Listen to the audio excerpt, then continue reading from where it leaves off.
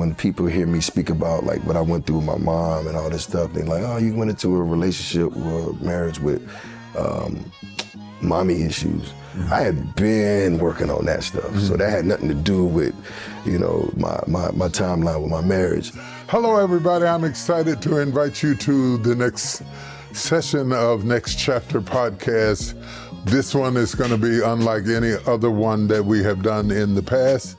So sit back and prepare your hearts for a very, very special guest that I have to share with you today with an interesting, profound, prolific life. Let me tell you a little bit about my guest. Today's guest is a multi-platinum selling artist and New York Times bestseller author, known to many as a legend and to all as a rap superstar. Beyond the mic, he's a hip-hop mogul who built an empire, a philanthropist, a businessman, from the neighborhood to the boardroom and even the White House, dedicating himself to empowering youth, uplifting underserved communities, and giving back every step of the way. The one, the only, Jeezy.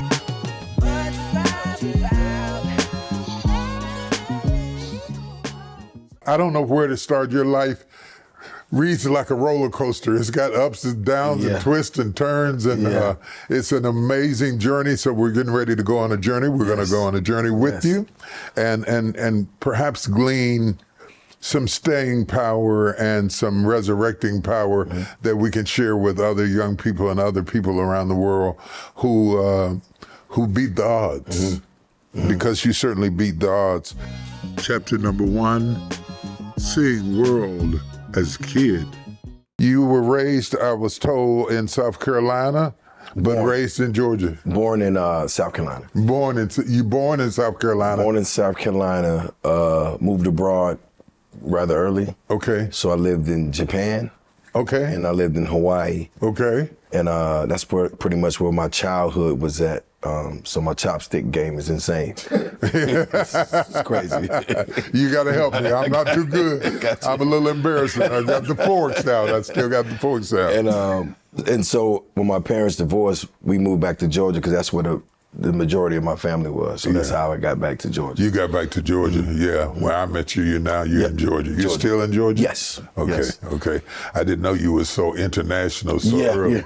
Yeah. But being international, being exposed to international cultures broadens your thinking, broadens your perspectives, and is in its own way a type of education, I think. It actually, I laugh about it today because I tell people that like sushi got me back, meaning that I was young, I had a best friend, his name was Cole, and he was Japanese and black. His mom was Japanese, his dad was black, his dad was also in the service.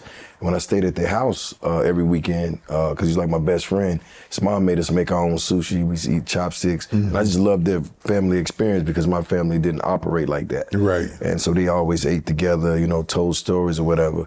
So when I did move back to the States and ended up in this small trailer with my mother, this single wide trailer that I paid $3,500 for it at the time. Right. And I remember when I started back going to school, I was telling my friends that there's beaches out there and people that don't look like us and talk different languages, because I had a chance to see all that and nobody believed me. So as a grown man right now to the day, I take myself on a sushi date at 8 p.m. Wednesday night sharp by myself. Really? Just to remind myself of what got me back, because I wanted to get back to, when I got back to the States, it was like, it was no more sushi. Right. It was no more beaches. It was no more this life that I knew. And I'm like, if I don't do something, I'm gonna be stuck here forever. So my motivation was getting back to traveling, getting back to being able to eat sushi or do these things that I love to do that's no longer there. So, just to pay homage to myself, I just go out every Wednesday night by myself, no matter what city I'm in, and I'll sit there and I just have sushi and I'll just remind myself of you had to work to get back here, so don't forget that. Yeah, so you brought sushi to the South. Yeah. Yeah. That's an odd mixture. Right. But it also fits your profile. You really are hard to define. You've done so many different things. I feel a bit of a renaissance, man. I mean, I thought about it the other day. So the trailer that I bought my mother was like on this back country road. But, she loved it, because it was nobody there. She was out there by herself until she came into town. But what I noticed is I loved it there too. And I didn't really understand why, but I understand why now, because I have places that are, in rural areas that I just go myself, and I'll start to understand it was like this peace that I can't describe, because you're out, you with nature, but you're like at one with the universe.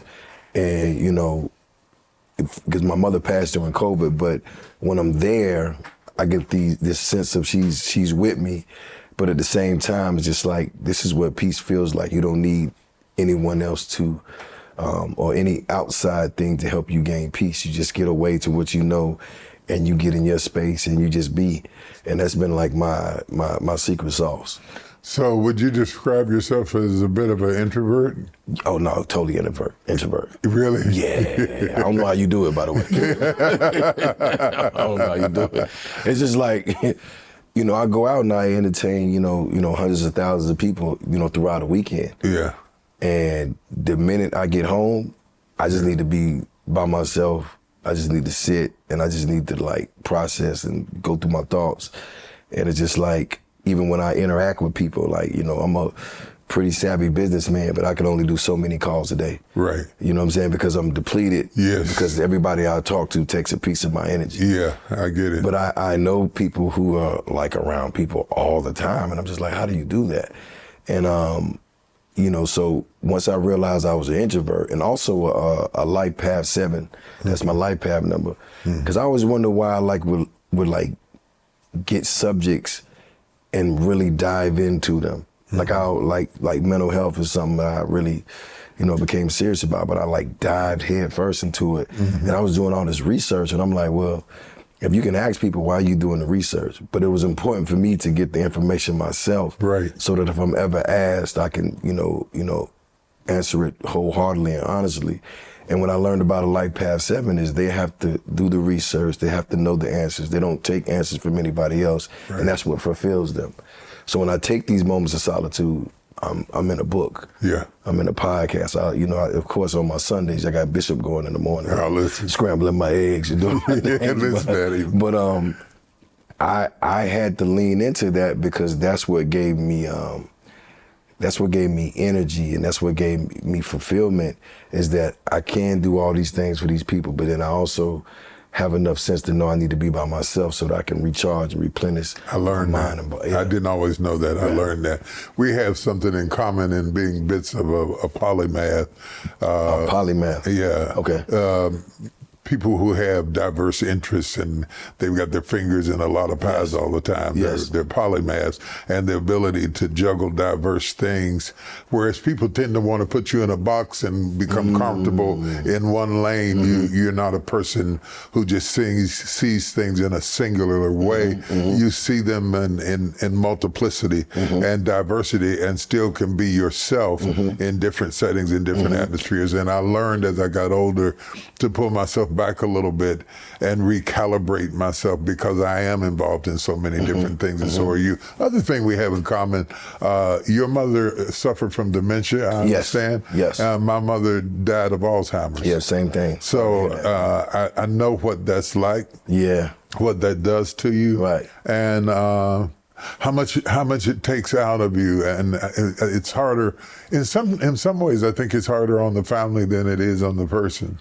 It's funny you say that, because me and my mom had a really rough relationship in the beginning. Like, she was very spicy. Like, she was just, she was cut from a different cloth, and she just didn't play any games. Like, she was very vocal, straightforward. She didn't mind, snatching you up. But she loved me. Yeah. But she just didn't, because she was raising me as a man. So she taught me things that I guess she overcompensated for her being a woman. And a lot of that built up resentment over time, because I felt like she cared about my sister more, and I'm out here trying to figure it out. I'm a young kid, I'm 14 years old, hustling, trying to take care of them. I don't really know what I'm doing, but I'm just doing what I can.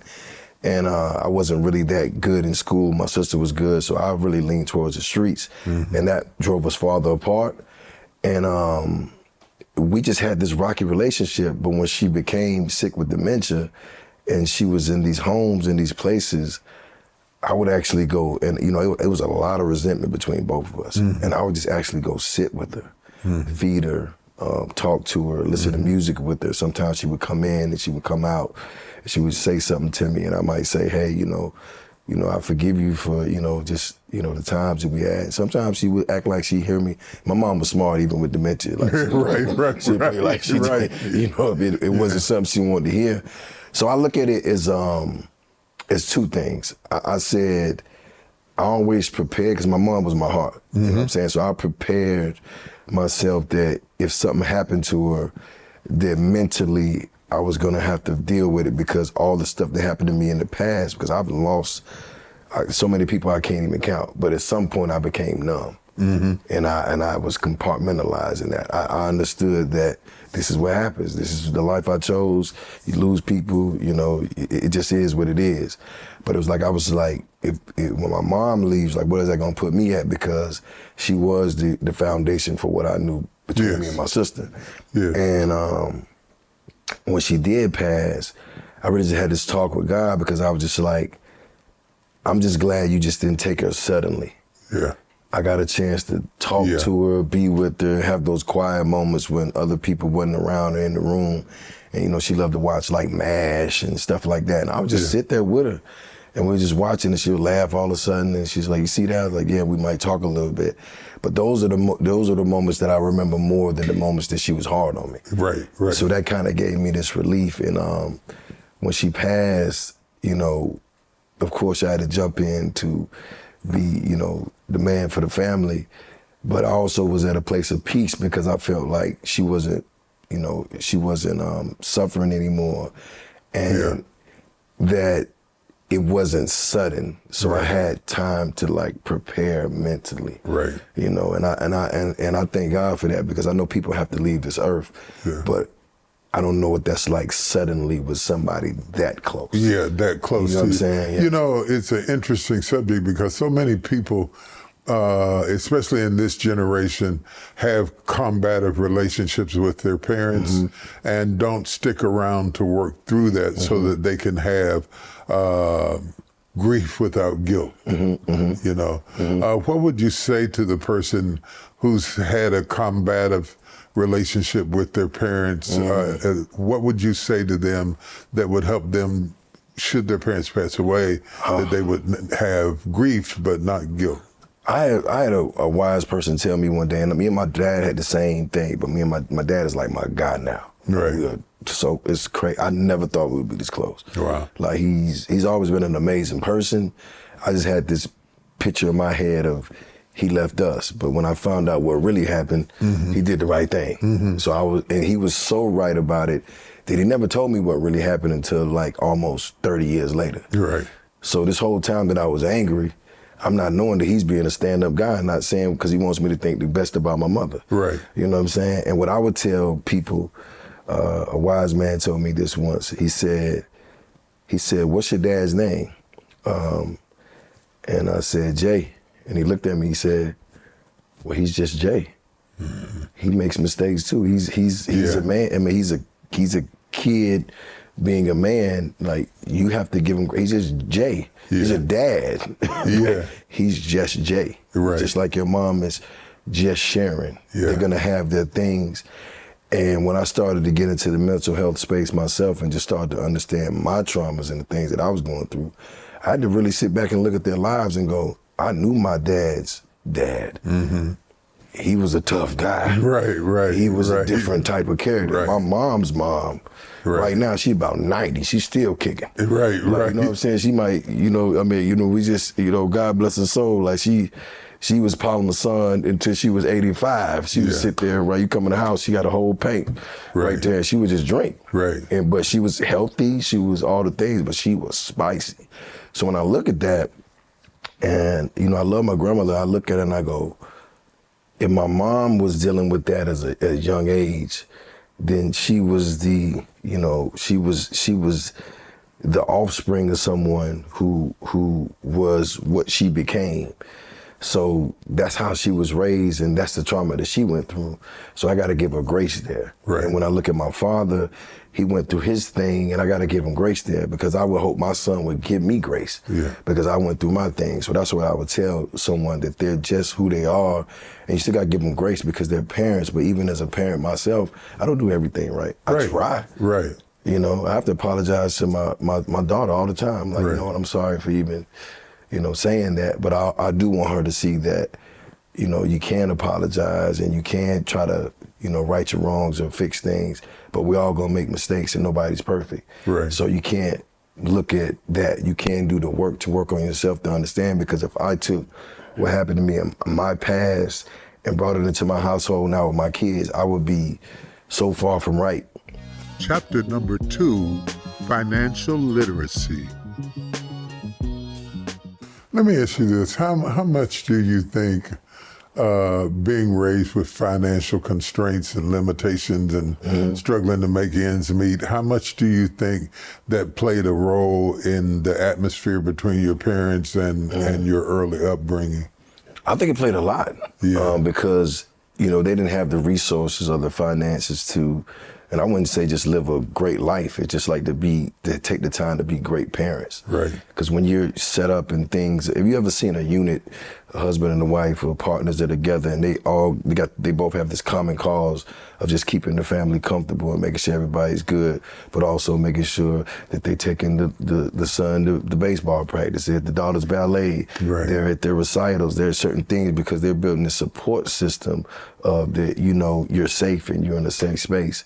And I think it takes, some type of financial planning to be in a safe space. And when you're not in a safe space, people do dire things. That's why, you got these men that go out here and hustle and end up going to prison for 20 years. But then what happens to your baby boy that you was trying to take care of, you're gone for 20 years. Now he's basically either being raised by his mother or being raised by, his uncle or the streets. And then when you come home, now you're dealing with someone who had to live this life because you tried to step in and do the right thing, but it wasn't the total right thing. And now you gotta pray that this doesn't happen to his kids. So it's like a cycle. So I think financial literacy has a lot to do with it, because even now I'm grateful that I can take care of my family, but I'm also more grateful that I got time to really work on myself, so that I can become a better leader and a better father and a better parent for them, because I am set up financially and I don't have a lot of pressure to go out and do things that I don't have to do, and that gives me time to work on myself. Whereas if I didn't have it, I would constantly be having to, get out here and work. When I looked at the research of your childhood and all the trauma that you went through, the things that you faced, and the things that you faced as an adult, looking back and becoming more open with your life, I thought about a bow and arrow. And an arrow only shoots as far forward as it was pulled back. Okay, you were pulled back in a lot of ways.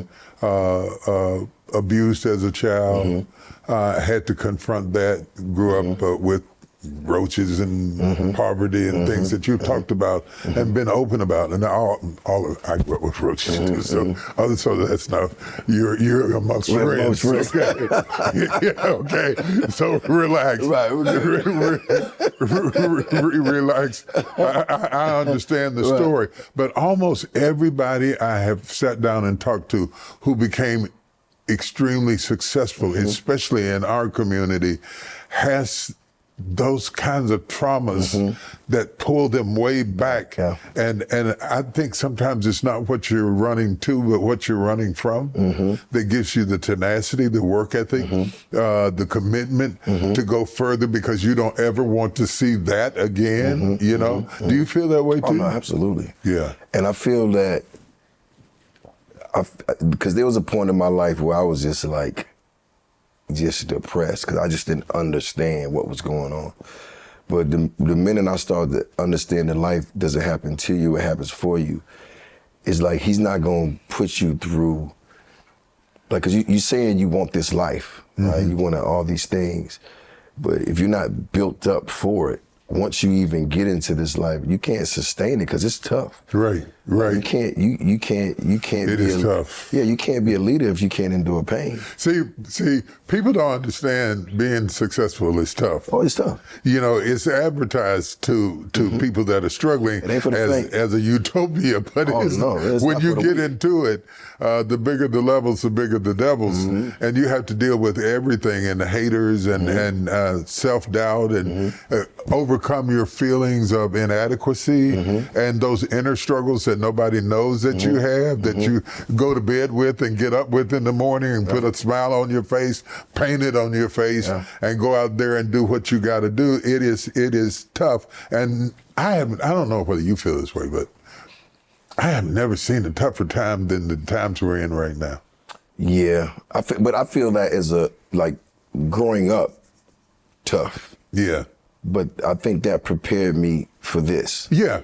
Because now it's even like when my team come at me with stuff and I just laugh because they can be like, it's 911. And I'm just like, yeah, right. Like, yeah, this is what we're gonna do. You know what I'm saying? Right. All the stuff I done been through that I had to think on my feet, it kept me alive.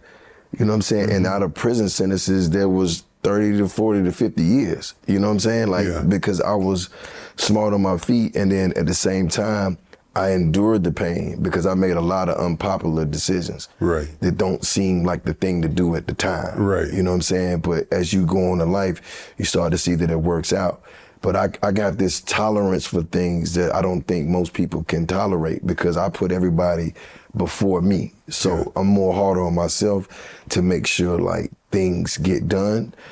Even when somebody might drop the ball here and there, because I'm looking at it like that wasn't intentional, but let me be a good leader and have their back, even though I'm tired, even though I'm stressed out. You know what I'm saying? I just got to go here and make sure this is right for them. And I think that, you know, that's, because for me, when I look at it like this. I'm smart, but I ain't that smart. So I know that there's a greater power moving me in these directions and putting me in these places where it can be like your whole world is about to crash. You know, I just went through some things recently that I was just like, as a grown man, I'm like, this is crazy.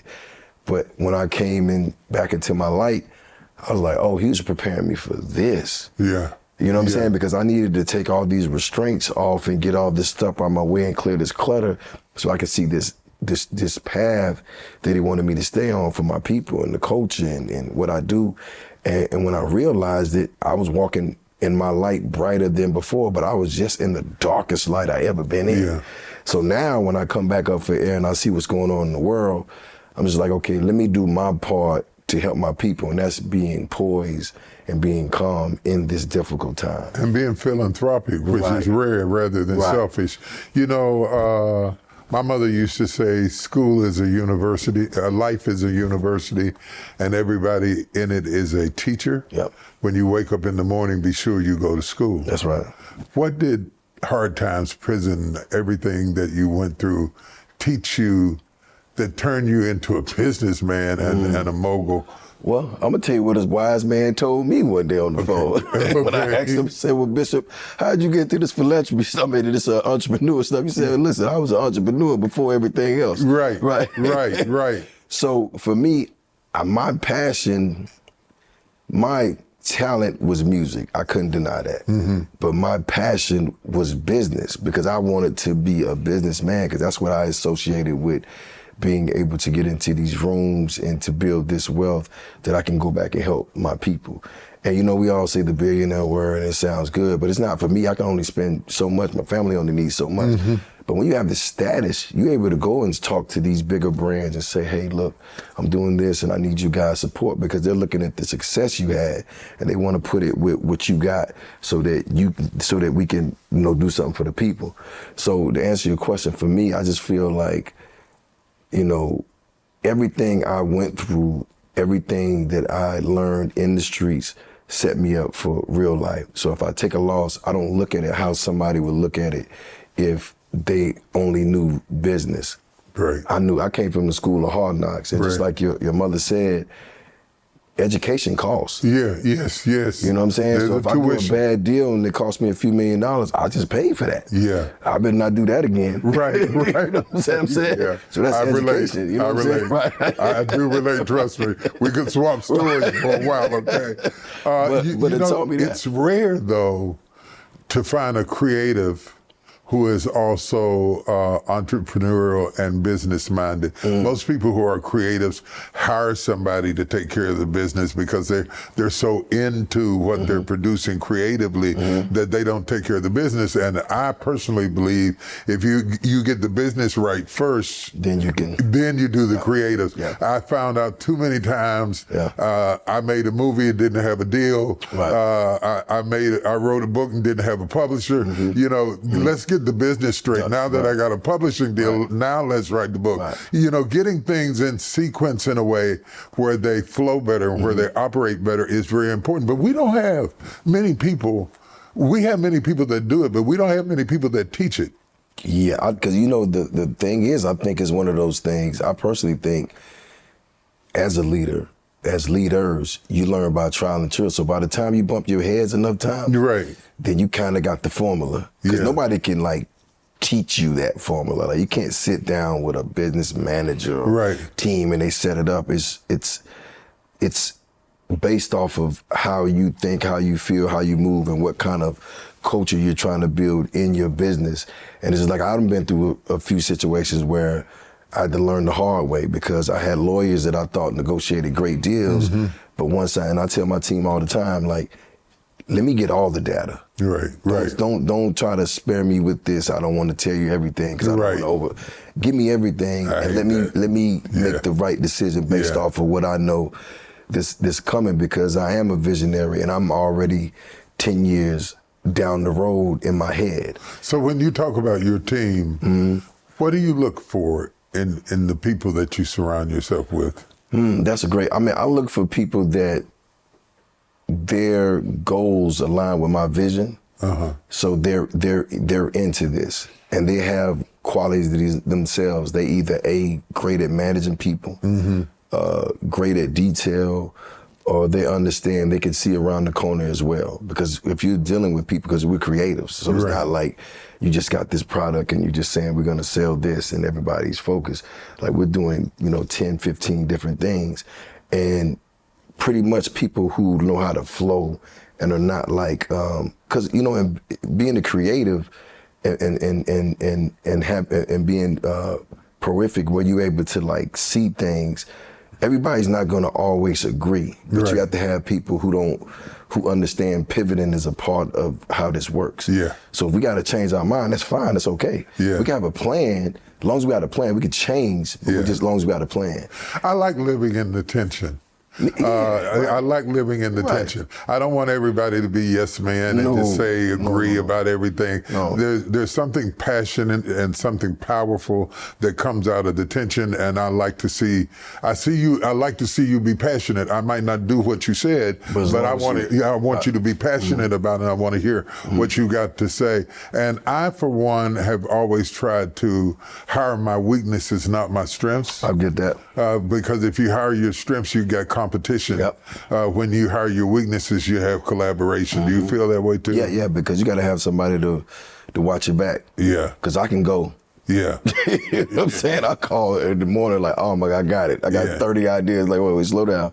Like, which one we want to focus on? But I also pride myself in not being the smartest person at the table too. You know what I'm saying? It's like I over the years I've learned the skill set of like aligning myself with people who I admire the way they think, right? And it's like just processing things with them gives me more of a 30,000 feet in the air view of what I'm doing rather than just on surface level. Because we're having this conversation and they're smart too, so they can see it and they go, okay, well, what if we put these two things together? How do you feel about that? I was like, yeah, actually I love that, but let's do this too. And now you're on to something.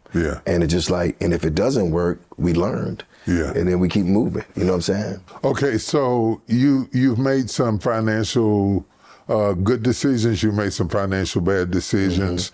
At one point had 3 Lamborghinis and had insurance on them, but didn't have insurance on you, which kind of goes along with what we were talking about a minute ago, valuing yourself. Right. What have you learned about handling money that you didn't know then? Well, then, you know, I think if I could have got the Lamborghinis off the lot without insurance, I wouldn't have had insurance on them either. Why? Because, you know, you living for the moment. You know what I'm saying? Like, I didn't, you know, you just wanted these things because you wanted them at the time. But then when you start thinking about like insurance, yeah, I know, that's what I'm saying back then, but it's back then. Yeah. Yeah, so back then it was almost like, I didn't know nobody in my family had life insurance or medical insurance like that. Like, we just wasn't brought up like that. My dad had it because he was in the service, but once we went back to the hood, it was kind of like, you was kind of like on your own. So that wasn't the thing coming into it. But as I got older and I started to realize that health is real, like, cause it is real. I just did a thing the other day for some more insurance, and they was asking me all these questions, and I'm like, nope. And she was just like, you're so healthy. And they just hit me. I'm like, wow, I'm healthy. That's crazy. Like, I'm taking care of myself, you know, for a change. But to answer your question, like, what did I learn on the financial level is you definitely, like, you're gonna need money until forever. And your kids are gonna need it and things like this. I stopped looking for validation for outside things. Like, I don't buy things because I want to impress other people. I'm more of an experienced person. Like, if I want to go on a trip or do something, take my family somewhere, because I want them to experience this, and I know what this is going to do for them when they're, you know, 25, 30 years old. They've been to France and they've been to these places and that places, because that's the experience I got from my father. Then I'll do that. And I'm also a minimalist. Like, I would think so too. It's like, I have things that I'm into, like art, you know, wine, watches and stuff like that, and cigars, but I'm not like gonna go out here and buy 30 sports cars to prove a point. Right. You know what I'm saying? Or I'm not gonna go buy, you know, a bunch of stuff that I don't need. And as far as like money and managing money, it's just like I, you know, strive for financial freedom and to be in a place where like I don't really have to do anything if I don't ever want to do anything, and I'm set, you know, and I could just live my life and go live where I want to live, whether that's abroad or that's here, that's there. And I think to get to that is just you got to make sacrifices now. So for later on in life, you don't have to work as hard and do as much because you're already set up for that. And that takes like understanding like how money works and the type of people you got to bring around. It ain't what you make, it's what you save. And it's like you got to figure out how to, you know, get your tax breaks, and because as you're scaling, it's so like the laws change so much. So the best thing you do is have great financial people on your team so they can help you navigate through that. But that's Do you have a trust? Do I? Yes. You have a trust? Yes, I have a trust, Okay, yeah. good. And it's like, as you're navigating these things, you know, things come up where, you know, you might not understand something, but instant gratification is what gets you. Because you want to spend money right now to look a certain way right now. And I don't want to, you know, I tell people it's like, they call it shopping therapy. Right. You know what I'm saying? I'd rather go for a walk. Right, At least I'm going to have my money when I get there. But I tell people that, you know, it starts with you though, like, because once you trust in yourself, once you know who you are as an individual and what, because there's a difference between wants and needs. You know what I'm saying? Like, you may want something, but you may not need it. You know what I'm saying? Or you may want a bigger house, but like, just really think about it. You know, you're only in 2 rooms. You know what I'm saying? Right. You may, you know, there was a time I went to my garage and it was like so many cars. They really have to charge the battery on this one, dude.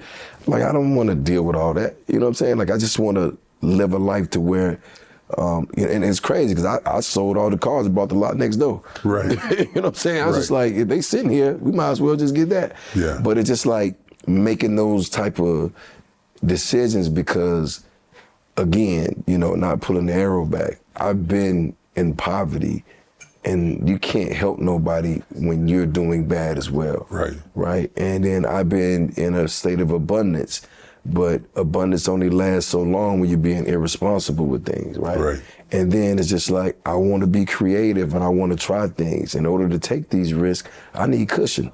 Yeah. You know what I'm saying? I need to know that if I go out here and just get caught up in this passion project that I want to do that could change the world or not, that I'm not going to break the bank, you know, just going after something that my spirit is telling me I'm going after. And then the last thing I would say is, like, really taking the time to read, like, a lot of, like, you know, just entrepreneurial books and financial books. It really helps because you're not going to get everything you need out of it, but you become rehearsed with the phrases and how things are said and what things are. So when your accountants and these money people are running this stuff by you, they're not just throwing this stuff over your head. Cause you know, they'll get you too. Right, you know what I'm saying? Right. So at least you got an understanding of it, and then having other brothers that you can actually sit down and talk to and go, hey, look, I had a conversation about this. What do you think about that? And they might say, oh no, that's legitimate. But look, why don't you talk to this person so they can give you a better insight? And I would think the best lesson I can say is stay curious. Mm-hmm. Right. Stay curious. Right. Ask those questions. Right. That's good advice.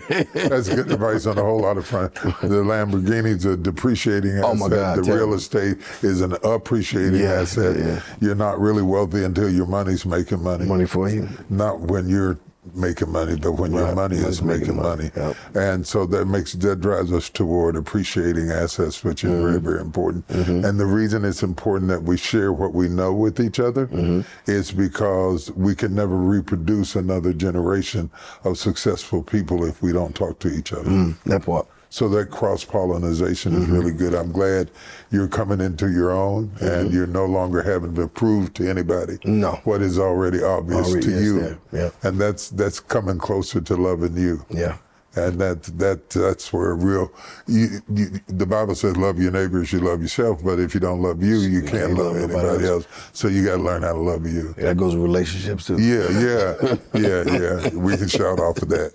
Chapter number 3, addiction and death.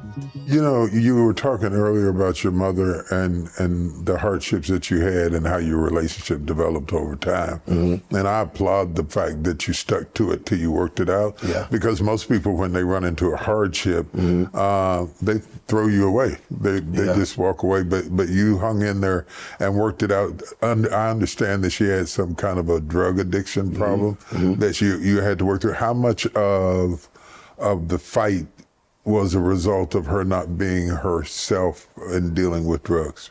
Well, I think she was on drugs when I was a lot younger, and which means we crossed paths like in the street sometimes.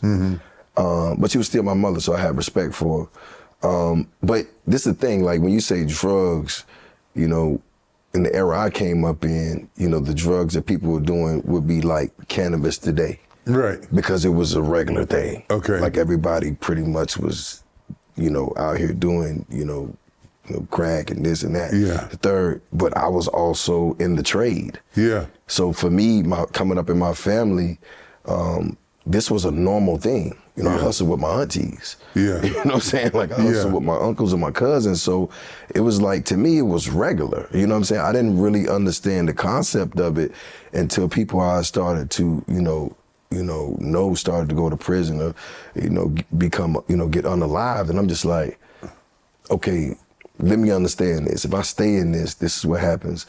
And my mom was getting into her space where she was getting into better space. And when we moved there in the country, she kind of sobered up. She started, living her life. She wanted to travel. And I used to send her to Vegas, the Bahamas and all this stuff. And one day she just became, sober, and she was my mom again. Yeah. But then she got sick right after that. Yeah. And so we was working on our relationship, and then she got sick. Yeah. But I was traveling and on the road and stuff.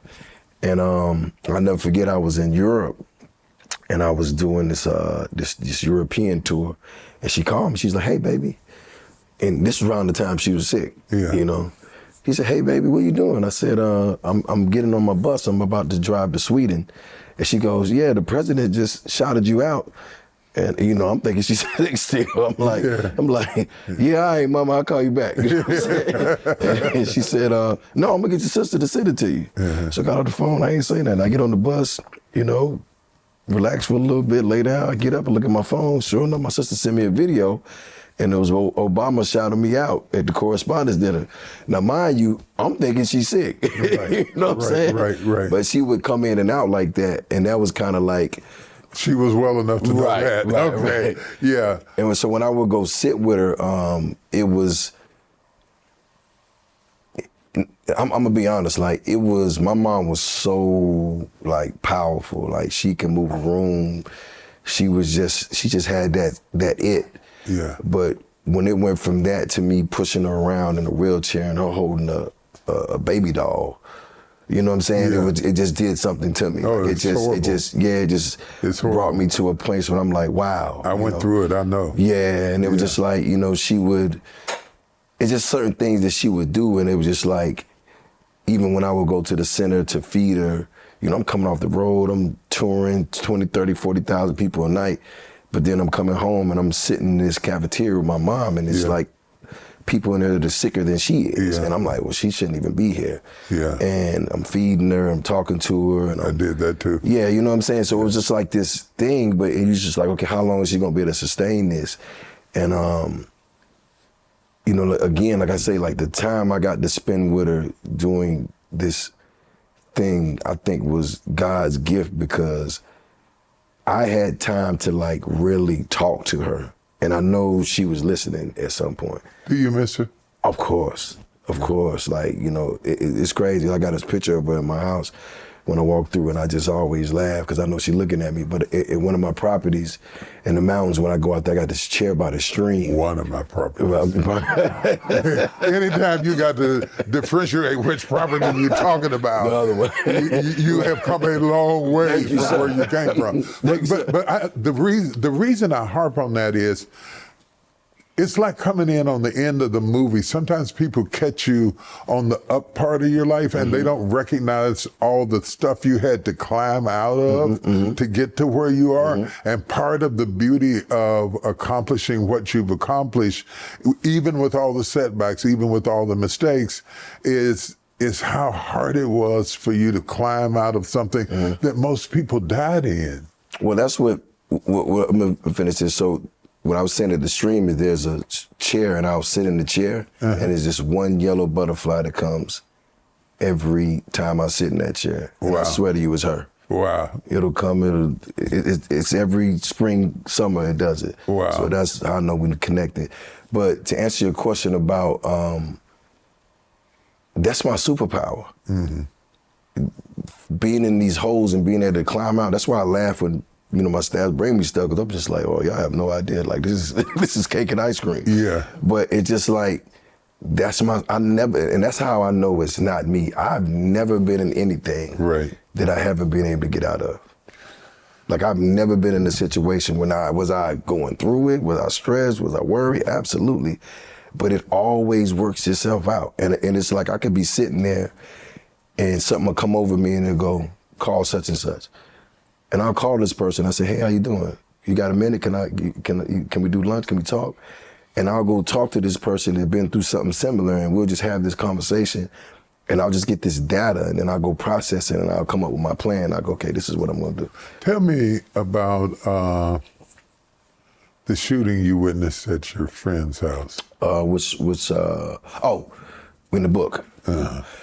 So, going back to what I said about not knowing what the streets was because I was so green, coming from abroad, coming from Hawaii and Japan. Right. When I got back, there was a family friend, his name was Marcus Clemens. He was a little bit older than me at the time. He's probably about a teenager then. Hustler, you know, I was hustling on the street corner with him. Very charismatic guy, probably about 6'4", 6'3", you know, curly hair, all the girls like him, so I used to like hang around him. I was like his little brother. And I left him one night, maybe around 11:30 to go home. And the crazy thing is my grandma never, because I was living with my grandmother at the time, like she never cared when I came in the house, like it wasn't no big deal. So I left about 11:30 because I had to go to school. And my auntie came to pick me up for school that morning around like 7 o'clock. And we was driving in the town that my grandmother lived in. It's not a big town, so you could pretty much see everything that's going on. We was riding by the street where we hang out at, and I saw the ambulance and the police up there. And my auntie said, yeah, you know, they shot Marcus last night. And he was actually hustling, and he was trying to, I guess he was selling somebody something, and they didn't have all the money. And they still wanted it, and he didn't want to give it to him because they didn't have all the money, which he told me all the time. Your price don't change. Whatever it is, that's what you get. If it's not that, you don't do it. And they killed him. Well, they shot and killed him. This is the thing. So my auntie says to me, yeah, Marcus got shot. I said, oh, okay, cool. I'll see him when I get out of school. I'll go see him. You know, I'm thinking, you know. In the hospital. Yeah, well, I'm not even thinking that far. I'm just like, you know, maybe got into an altercation. I don't know. I never heard shot before is what I'm saying. And she said, no, baby, he's gone. And I said, gone where? She's like, he's gone forever. And when I say I couldn't process that. Right. You know what I'm saying? Like, I had no idea that you can leave this earth, you know? Yeah. And that put me in this place where I was angry, I was devastated, but I also wanted to make him proud because he had taught me so many gifts of the gab. And I immediately, when I came home from school, I went into like this laser focused hustling mode. And I was just like, I'm about to do what I got to do. And I just really started hustling on my own and just really being smart. And the thing that I prided myself on was I felt like it was a mistake or how he was handling his business. And I just like prided myself on getting close enough to people to learn from their mistakes and not make the same mistakes. Because I only had 2 rules to myself when I was in the streets. That's don't go to prison and don't get killed. Anything else I can handle. And I felt like I did that. But that was like my motivation. Like, no matter what happens, you just don't go to prison and you don't get killed. And if you could do that, you're gonna be all right. And I went from there, and it's just like, it also made my heart cold, if I'm honest, because from that moment on, I didn't really care about nothing else, including myself. You know what I'm saying? So it was just like I was just so laser focused on just surviving that by the time, you know, you talking years later when you starting to hear these things, it didn't even affect me. I could literally be sitting down eating dinner, they'd be like, you know, such and such just got killed. I'd be like, damn, that's crazy. All right, cool. Keep on with my life. Because I learned to compartmentalize. So going back to up until my mother passed, you know what I'm saying, I had learned to compartmentalize that as well. But when I started working on my healing journey, yes, you know, and that you had to go back and confront all that. Yeah. Oh my God. Yeah, that's painful. Oh my God. It was like all at one, it was like everybody I lost, it hit me at one time. Yeah. Bishop, like, I can't tell you how that hurt was. Yeah. And it happened to me in Vietnam. Wow. I went to this retreat and I was in Vietnam, and they had this mountain where the king of Vietnam climbed the mountain. That's like 2,000 feet above sea level. And that's where he went and meditated for, you know, his people, whatever. And it's on this indigenous land, beautiful place. And I climbed the mountain, I did the meditating, and I came back and did a meditation session that night. And when I laid in the bed, it felt like my heart was falling from beneath the bed. I literally thought I was gonna die. You know what I'm saying? And it's just like, I opened my mouth and like this, like scream, like it was like I've never felt like that before. And I laid there, and I just laid there, and I hurt for, you know, just the whole night. And when I woke up the next morning, I just laid there and I just, you know, I prayed, and it was almost like I got my feelings back, because before that, I didn't feel anything. You didn't feel anything? No. Couldn't afford to let yourself feel anything. Right. Yeah, it's avoidance. Chapter number 4, Bell's palsy. But at the point that you climbed to 260, and I'm a little less than that now, by the grace of God, were you trying to eat your pain away? Yeah, I was. The first thing that happened around this time is I tore my vocal cords because I had polyps. So I tore my vocal cords performing. Mm-hmm. So I really couldn't speak for almost a year. Wow. So I had to get surgery. And then I didn't have, and this is like at the height of my career, like the album is about to get ready to come out. And, you know, I didn't have insurance at the time. So I had to pay for it with a brown paper bag, you know, with the money in it or whatever. And we was all concerned that I wouldn't sound the same. It actually cleaned my voice up a little bit because my voice was very raspy before, but it cleaned it up a little bit. And right after that happened, you know, of course, I had things going on in the street that was happening, but I was going through this phase where I was depressed because everybody around me was getting snatched up and going to prison or either getting killed. And I didn't know if I was gonna make it. And around this time, when I tore my vocal cords, the album finally came out. Before it came out, 4 weeks before it came out, somebody bootlegged it and gave it away to the streets, and all the bootleggers had it. So in my mind, I'm $3 million in because I paid for it myself. Mm-hmm. And I'm like, my album's out. I don't even know if the label is going to even support it at this point. So I'm already thinking that what I got to do to get back to the streets, because now that's the position I'm in. So when it comes out, it does about 189 the first week. Next week it does about another 189. It just keeps going. And things are starting to look on the bright side. Then I got hit with Bell's palsy. And I was doing something, and I went in the mirror one day and my whole face was like crooked.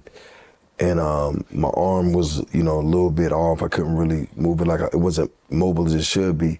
And my first mind is like, oh wow, I thought I had a stroke. Yes. You know what I'm saying? I was just like, okay, this is gonna be what my life is like. And so how I got up to 260 is I was hiding. Okay. Because I couldn't talk. Okay. And then I had Bell's palsy, so it was almost like I didn't want people to see me because I didn't know what was going on. And I was one of those kind of old school guys where it's just like, you think you're gonna put some Vicks Vapor Rub on everything? You know what I'm saying? You still have to wait long enough, and you'll be all right. Put it in your socks, right, sleep in it like your grandmama had to do. And you know, my mom was just like, "You got to go to the doctor, baby." And I went to the doctor, and of course they told me I had Bell's palsy, so I worked through that. But I'm gonna be honest, like that's probably one of the scariest moments of my life because I was there. Like the records were selling. I had shows booked up that I couldn't even perform at because I didn't have a voice. But I was finally there, and the only thing I kept thinking about was like karma, because I'm like, what did I do to get this close for it to get taken away? And again, that's that bow and arrow, because I felt like he brought me back to humble me and say, all right, and I'm letting you borrow this gift. I'm letting you borrow this gift. Now, how you go forward is going to depend on how long you keep it. And I knew then it was a position of leadership, because when I came out of the rut and I started to come back around, it took me about almost 3 albums to get back to myself. And that third album was The Recession. And to me, that's one of my best albums because I actually studied and watched the news, and I knew so much about the world. That's when I was writing My President is Black, and this is when I went on my health journey. I started that, dropped almost like 70 pounds, and I started doing these shows, Bishop, for the Recession tour, and I would literally be on stage, and they would be throwing stuff, and I thought it was like trash or something. And then my security said, "No, sir, those are bras." And I was like, "Oh, wow, this is it. I'm never going back." You know what I'm saying? And I just became this cultured, sex symbol. And I'm just like, wow, this is amazing. Yeah. And just 3 years before that, I was in the most depressing time of my life. And so if I say anything about the Bell's palsy, it's just like, you got to take care of yourself out here. And I learned that because I was like one of those people, like, I don't got to drink water. I ain't got to eat clean. I just was living on the edge, because I didn't really, and if I'm honest, like, my first album, I wasn't even playing at Christmas. You know what I'm saying? Around that time. Like, I didn't plan because I didn't know. Like I didn't want to have any expectations, you know what I'm saying? Because it's just like things were happening so fast you didn't know. And around the recession the recession album is when I started coming to my space. The Bell's palsy was gone. My voice was back. I was talking great. I was looking great. I was feeling good. And that's when I really started to take life. That's when my healing journey started. I started to take life seriously, like eating right, make sure I got rest, you know, just doing the things that I knew how to do before I started expanding it, because I felt good and I felt in a great place, but then I also felt healthy because I was working a lot. Like I was on like tours back to back, and I wasn't like on tours with like, up and coming. I was like Jeezy, Rihanna, Kanye. Like it was like I was out there with people who do this for a living. Right. And here I am, this street guy, trying to figure it out as I go. But, you know, being healthy was one of the things that got me through it. And then also like connecting with my fans, I don't even call them fans, but my supporters, because, you know, they saw me get in a better place too. And it just, you know, kind of brought my spirits up, because now, like people were actually seeing me do better, you know what I'm saying, rather than what they knew, because I was just like this hood guy, over polarizing, you know, I'm drinking all day, I'm hanging out, I'm everywhere, and it's just like I really didn't have a sense of what I was doing or where I was going, and it was just like I was just a wreck waiting to happen, you know, and I came out of that. So I'll tell anybody, take care of your star player. Chapter number 5, Peter. Yeah. Do you think that has something to do with your music, your lyrics, how you, did that in some way vent your soul as you wrote your songs and Well, performed? I think two things. I think the first thing is, again, when I was in Hawaii, I had this girl in my homeroom class, like the first class you go into, beautiful girl. And I used to try to talk to her. I'm the country kid coming from the South, you know, talk real geeky or whatever. And she didn't like me. Yeah. And I never understood that. And I'm like, you know, I'm used to getting what I want. So I contemplated on this plan to start writing her poems. And every day I'd be sitting at the table, you know, after I do my homework, my dad like, what you doing? I'm like, writing this girl poems. And I would leave a poem on her desk every morning. And the more poems I left her, the more she'd come in, she'd be like, hi, Jay, how you doing today? And she ended up being my girlfriend, right? So I saw what words did, because I realized that I was a great writer, because I could express myself when I write, and I was putting things together that I normally couldn't put together, but I wanted something out of it. And I think the second part for me was when I got introduced to Tupac Shakur, like, something with him resonated with me, because I had never seen someone that was a revolutionary that stood for something. Like my uncles, they didn't really stand for nothing. They kind of was just like trying to make their way in the system, but they wasn't like rebels. They never told me, hey man, you know, you gotta stand up for what you believe in. So when I kind of started to understand what Tupac was doing, it just resonated with me so much that it made me want to go be a rebel, in a sense. And when I got back to the States and, you know, living my life or whatever, all the things that I went through, I was like, yo, these are stories. And I kind of saw what he did, because he was very poetic. And I was like, man, you know, when I started to try to do music, at first I was being a CEO, that didn't work. And then one of my friends was like, man, you should write, because it's your life, it's what you're living. And I just started writing. And I went back to what I knew back then of saying the words that I was saying, but this time it wasn't poetry to get a woman. This time it was poetry to connect with my people. You know what I'm saying? Because I knew what to say in this language of the streets that most people can't talk because they don't know the lingo. I understood the lingo, because it was like I just spent, you know, 10, 15 years of my life avoiding the law enforcement by being able to talk in lingo on the phone. Right. You know what I'm saying? Because if you say one thing, you out of here. Right. One wrong thing. Right. But I got so great at it that when it was time to write the music, it was like I was, because at first I had imposter syndrome, because I would be in the studio with like the greats, Jay-Z's and the T.I.'s and all these people. But they were great artists because they had been rapping since they've been rapping. Yeah. I hadn't been doing that long. Right. But what I knew is I had this superpower of this lingo and this understanding of what street culture was. They didn't. And I didn't have to talk to the masses. I can go over the masses and talk to the people. Right. Because they can't do that. You know what I'm saying? Because they wasn't, they was more so trying to serve the world. I just knew I wanted to talk to those people over there. Was there, I ask you this because I've had this feeling.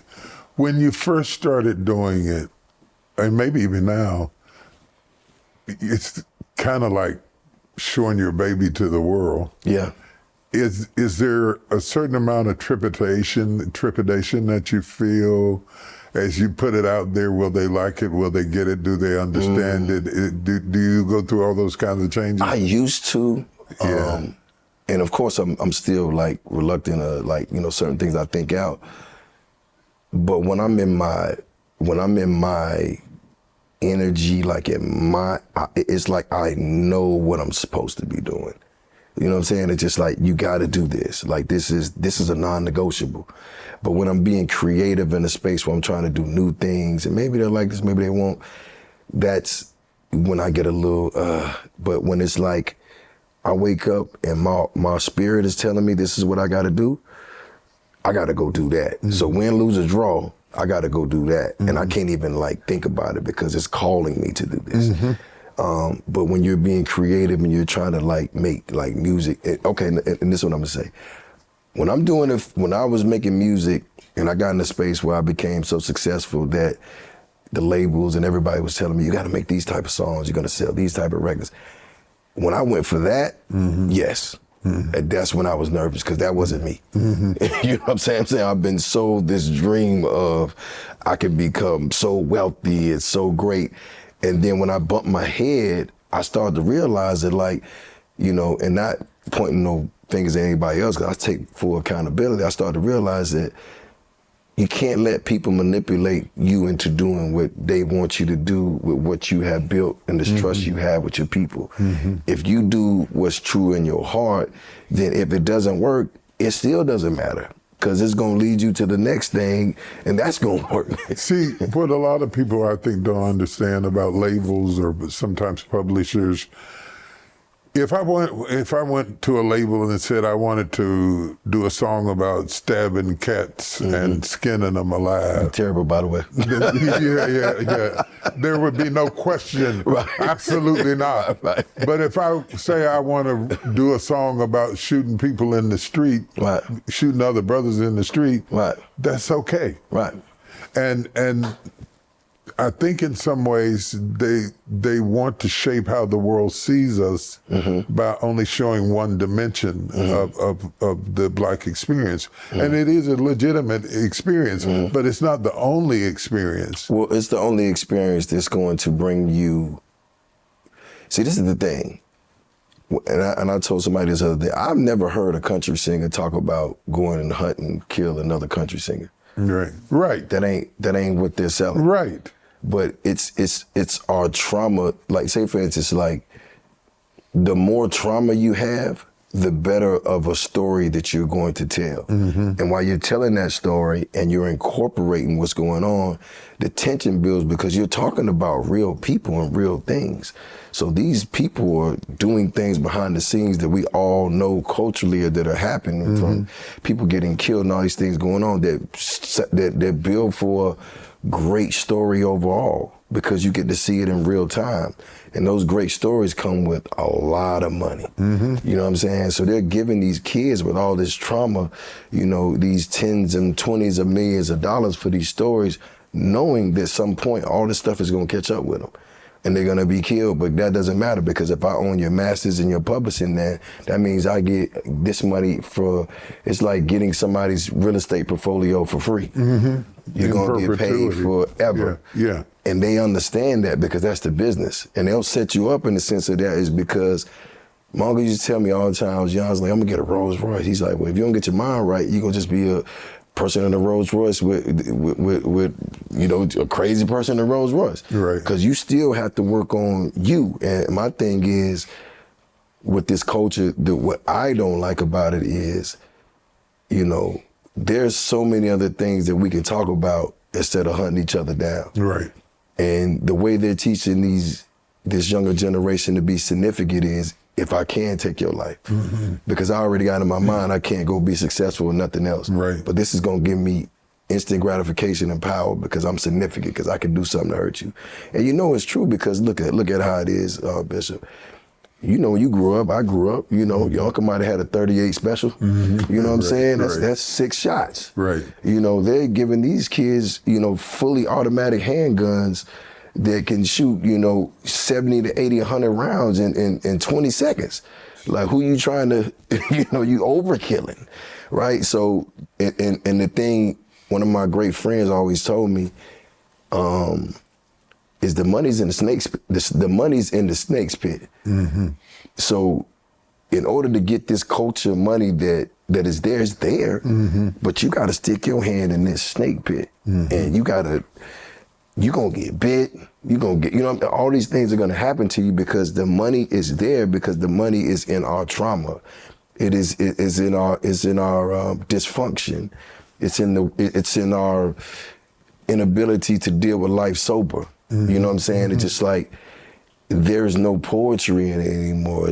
It's really basically a commercial to go out here and feel it's okay to take somebody away from their family because you felt disrespected. And that to me says that they don't have conflict resolution or anything else to live for, because if I looked at it like that, there's a lot of wet pillows in the penitentiary, and it's just like, why would I have to harm you? You didn't hurt my family, you didn't touch my kid, I mean, you didn't do anything to me personally, but you said something to me on this app. Right. You know what I'm saying? On this piece of technology, you said something that was disrespectful, and in my mind, I'm like, I can't let the world see me go out like that. And like one of my great guys say, a bad day for the ego is a great day for the soul, because it's just like, when I had to swallow my ego, probably one of the hardest things I ever had to do. But when I tell you, when time passed and I saw the things that I escaped and started to understand, like, okay, this is the mastery of being a real man. A real man is gonna tell you that I'm gonna protect my, you come in my house, we ain't gotta even have this conversation. You know what I'm saying? Like, you come in my yard, we ain't gotta talk about it. Like, cause I'm still that. Once a lion, you're always a lion, you're gonna keep teeth. You know what I'm saying? Like, that's not even the point. You know what I'm saying? Like, and I can handle myself physically. I box, you know, at least 5-6 times a week. Like, I'm not, there's no fear here. But then if I'm gonna be in a real leadership position, I can look at you just like I would look at my dad and say, that's just Jay. I can look at you and say, that's just him. This guy has more to do with him than me. And that's the part that I don't like about the music, because I feel like it's a commercial for us to go out here and just continue to keep killing each other and not be able to go support events because you're scared of what's gonna happen. And you're seeing these kids going to prison, and if you really look at it right now, you got all these multi-millionaires that are basically running Fortune 500 companies that are in and out of prison because nobody's sitting there telling them, like, man, you made it, you out. You know what I'm saying? You're good. You're safe. You know, you're good, brother. You don't have to, and then if you feel like you need some security, go get you some Secret Service. Yeah, and then a lot of the people that are rapping now didn't come from the hood. They're living in Beverly Hills. Yeah, you know? and not even that, Bishop. Even if they did, they're not old enough to understand what that even truly means. Yeah. That's a blessing. I can't help but keep drawing a line in my mind between you going into a senior citizens complex to feed your mother and taking that same line and drawing it into developing music to feed the culture. Yeah, yep. And drawing that line from feeding the culture as you grow and change and demanded the right to get out of the snake pit, to start feeding them more wholesome sides of yourself and business. You're a feeder. Wow, I never heard that. I love that. You're a feeder. I love that. So your propensity, your fulfillment comes from feeding, because everything you sit here and tell me about, in some way, you're a feeder. I love that, brother. That's really interesting to me. What do you think? 'Cause, you know, when I was young, I'm the type of person, like, if somebody was to come over to my grandmother's house, like, I'm gonna make sure they eat before I even. See, You know what I'm saying? See what I mean? Or I feel rude. Like, by the way, this ain't what you're doing over pork chops. Like, you're not waiting on nobody. Right. You know what I'm saying? But I'm just like, you want something to eat, you know, but before I even eat, just to make sure you straight, then I might get a little bit of the scraps and keep it moving. That's interesting, though. It's interesting because when you're a feeder, you have a responsibility to make sure that what you feed to the people is life-giving and not life-taking. All the things about being rough and tough in the lion and the teeth, the lion eventually loses his teeth. I know, right? If you live long enough, you won't be able to come down the steps shooting everybody, and all that's a season. But the heart that feeds leads, and it stays all the way down to the end.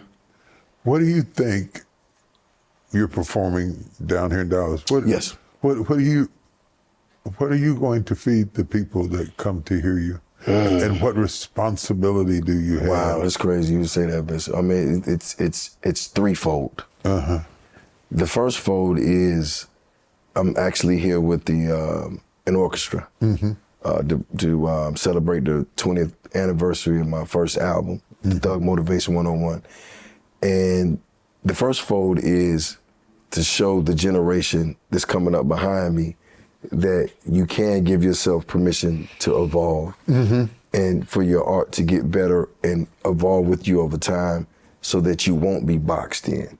Because if I was celebrating 20 years of what I'm doing and I was doing the same thing, that's clear to see that I'm stuck where I was at. But I'm elevating the packaging of this, what it is, so that you can see this, that you don't gotta be out here hunting your brothers to evolve, right? This is a whole nother, I came from what you came from, this is what evolution looks like, and this is my purpose to inspire the culture to elevate. The second fold would be for people like myself that understand what evolution is and they're accepting and they're okay with it, is to come celebrate 20 years of you, because this is your journey as well. I just had the soundtrack for it. And I want you to come looking your best. I want you to put on your black tie, your black dress, because we're celebrating you and we're doing this together. And I'm gonna bring this experience to you that I've never seen until I done it, which was a symphony and an orchestra, because this is what you... Which is wild, by the way, right. and unheard of. Right. Yeah. So this brings the evolution together, and people get a chance to see how great they look and celebrate themselves. And I'll say the last part is exactly what you said, the feeding. It's just like, how can I get my people to see that even if it is art and music or whatever else we're doing, we can't not stop growing. Like, we have to keep growing. We have to keep evolving. We have to keep creating these spaces where it's safe for us too. Like, if you go into this event, you're not worried about what's gonna happen because you consider it in a rap concert. You're going to celebrate with other like-minded people. And I'm hoping you leaving motivated and inspired to say, like, this is us. This is what we should look like. Because every time you see us in the news, all you see is we hurting each other, killing each other, or we doing something we shouldn't be doing. And this is a celebration of the people who chose to go the other route. And they're actually living their dreams and living their life and doing what they're doing. And they get to celebrate in this moment, and they're dressed to the nines. And you get to see this black conductor, this brother, conduct this orchestra. And he wrote the music and everything. You see all these people on this stage that are actually helping me, again, aligning with my vision. Their goal is to be a musician. My vision is to elevate my culture, and we're doing this together. And we actually put out an album of the show, of the symphonic experience, a version of TM 101. Is this a Dallas Symphony? Well, no, this is The Color of Noise. Okay. Yeah, so I actually put together my own symphony. Your own symphony. Bringing them around. And when does this air? We haven't put a date on it yet. Okay, cool. But the thing that's amazing when a woman is pregnant, one of the first things the doctor tells her is to watch what she eats and watch what she drinks, because whatever she ingests goes into the baby. Yep. What I think I hear you saying is, as you evolve, your milk is becoming more wholesome. Okay. 1000%. And oddly enough, in your world, it takes more courage to be wholesome than it does to be ratchet, because ratchet is easily accepted. Oh yeah, ratchet works. Yeah, ratchet works. Ratchet works. Ratchet is good. Yeah. I mean, you're in that world, but So when you're making wholesome decisions, Yeah. you're gonna get pushback. You're going to get pushback. So if you're the Pied Piper, and all of these people are following you, where are you taking them? Where am I taking them? I'm gonna be honest with you, Bishop. I ask God that every morning. Where are you taking us? What are you having me to do? Because when I get up, I just know it. I'm just walking, and I'm walking, and I'm staying focused, and I'm just listening for the signs, and I'm watching for the signs. And if I think it's anything, I think it's to show that there is another route.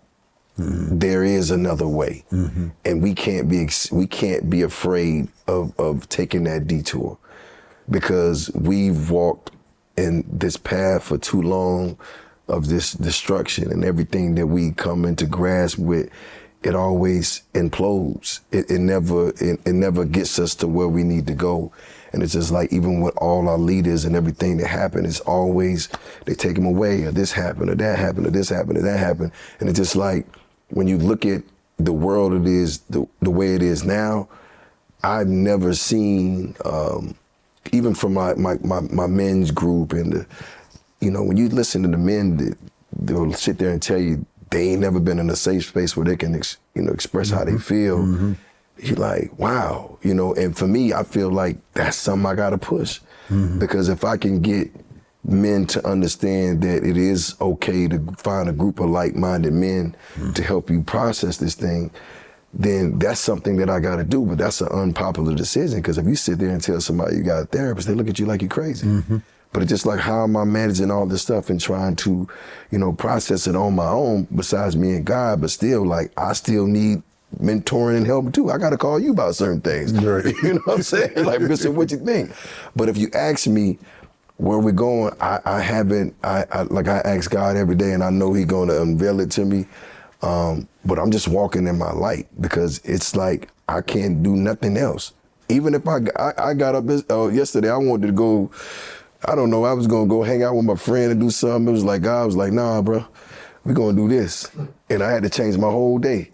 And I stayed on it. It took me the middle of the night to get it done. But when I laid down and I prayed, I was like, okay, that was it. That's what I was supposed to do today. It's funny. It's okay not to have the answer to every question. God told Abraham to take now his only son, Isaac, to a place that He would show him. So he had to be willing to lead his son without being able to answer the question of exactly where we're going. And that's what I hear you saying. Yeah. In my language. Right.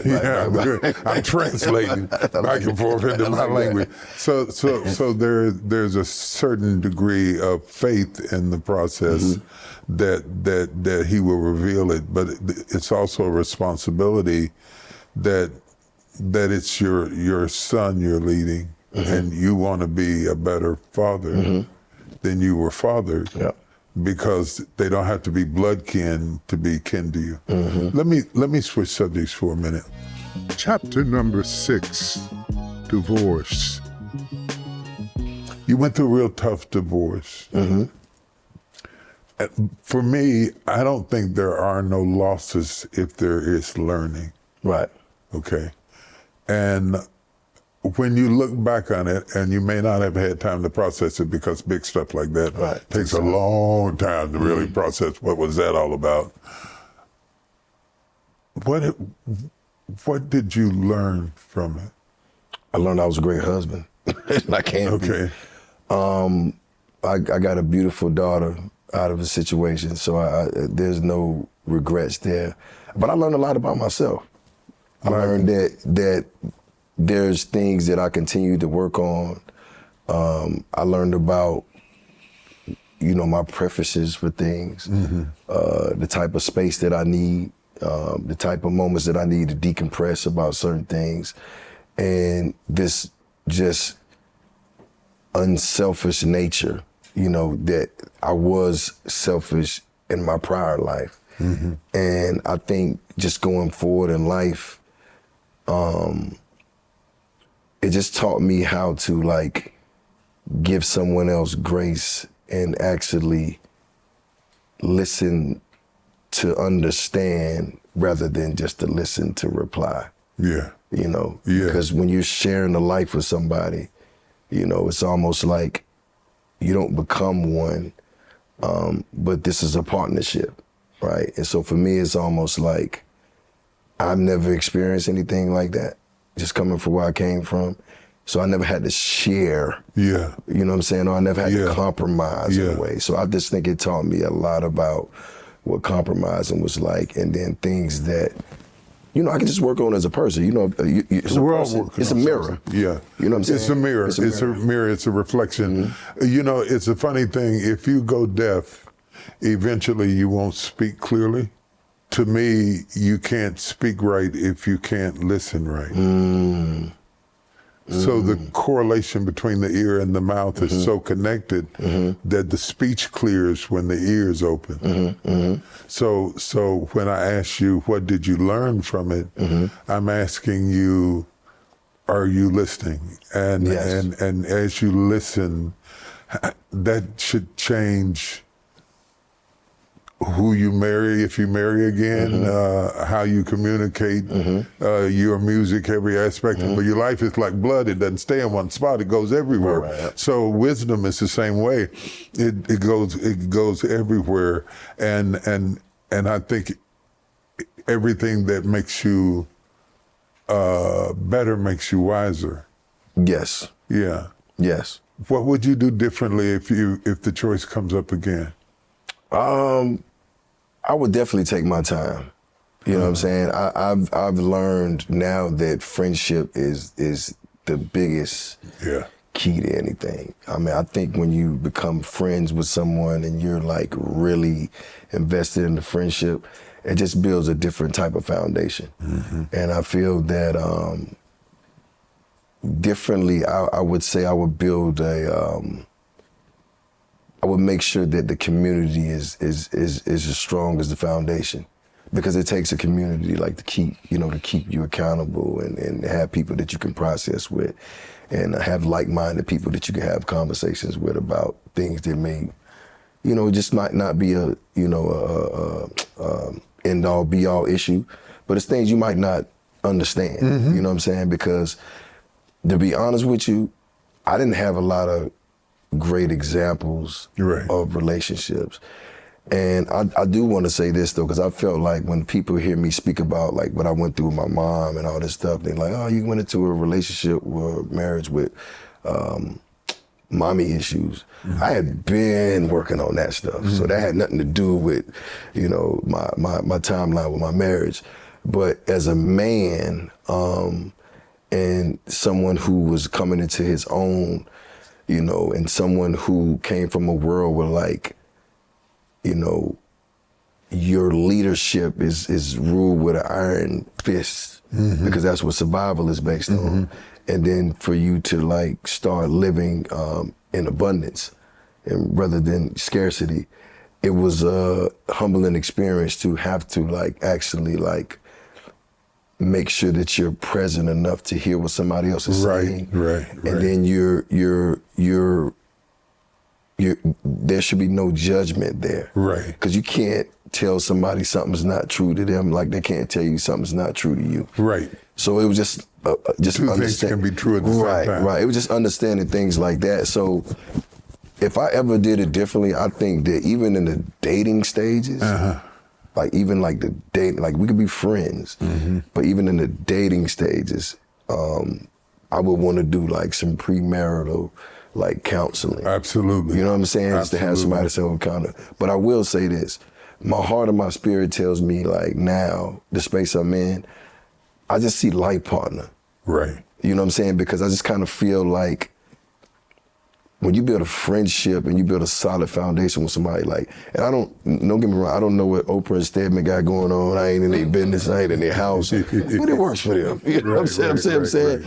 And I'm quite sure that they negotiated something. If it doesn't work, you know, he's gonna be straight, she gonna be straight, they're gonna keep on moving. What I don't agree with, and because this new generation of dating, marriage, and all these things is so quick, it's so immediate gratification, it's also for show, is that as somebody that had to come from, you know, the type of background and to take the losses that I had to take, and I'm quite sure everybody took losses in their life, is that I feel that if two human beings can come together and come to some type of understanding and build this bond that doesn't need a piece of paper to validate it and say, hey, look, we're gonna do life together, we're gonna make this work, but I also want you to be okay if this doesn't work. What does that look like for you?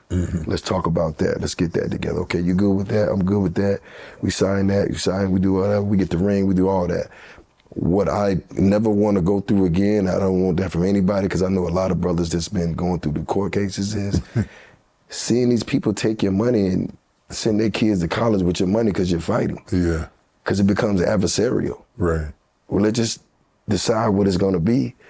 And if you're good with that, if I'm good with that, if it doesn't work, which we want it to work, but at least we got to understand and then we can part ways and we can still be okay. It just didn't work. But when we come adversarial, and I'm not just speaking on my situation, I'm talking about overall. Once the lawyers get involved, they smell blood. Yeah. You know what I'm saying? They just want money. They make the most money. Yeah, they just making the money. They keeping the fighting going. I figured that out. They're the ones who walk away rich. Oh my God. Yeah. You know, it's off No your, lie. off your, you know, just off, you know, your hurt and your pain. And if I was to ever be with somebody, I would just hope they will understand, just coming from the space that I'm coming from, that I don't feel like I could be loyal to you without a piece of paper. I could be loyal. I'm gonna protect you without any of that. You are my person, but I just don't think I can ever be in a situation where I'm sitting there watching these people, you know, pick apart my life. Prenup? I mean, you know, people challenge those all day, but I would rather agreement than a prenup, meaning that it's the same thing. Yeah. We don't got to go in front of a judge to figure this out. It could be in an account. It could be in an escrow, picking up. You know, it could be making money while, you know, it could be picking up interest or whatever. It could be doing whatever. But we understand this is what this is, because I'm just saying that when you go through, you know, and I'm not speaking just on my situation, like I talk to brothers all the time, and I'm not a relationship counselor, and I'm just telling brothers what I think or trying to help them process it. But what I get from it is, you're already in pain. You know, you wanted this to work, you're trying to figure all these things out. But these people are basically, you know,